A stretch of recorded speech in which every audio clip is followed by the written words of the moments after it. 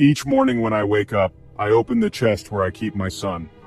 I stroke his small skull and murmur, "Good morning," although I know he can no longer hear me. I hope he doesn't think I've abandoned him. I hope he knows I never will. When my son died of a fever, I refused to let him go.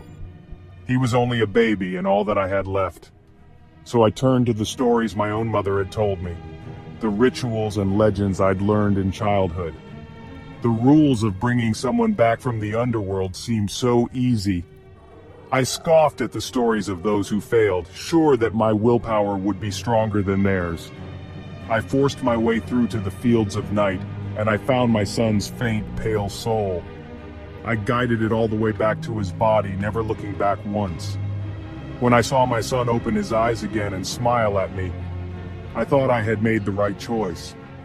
He laughed, he ran, he played just as he had before. I even believed I could pretend nothing had happened.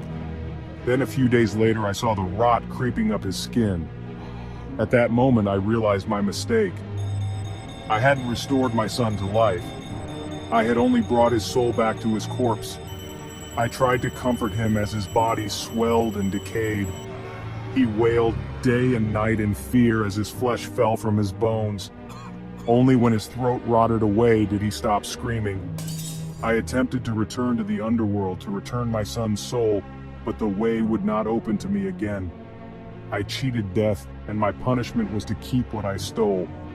When his ligaments finally broke down, I gathered his bones and placed them in the antique chest I inherited from my mother. Only the best would do for my son. Sometimes my son's bones lie still inside the chest for hours, even days, and I dare to hope that his soul found its way back to where it belongs. But sooner or later, his bones always begin to rattle again, and I know he's still alive. Once, all I wanted was to have my son here with me, but now I would give anything for him to die.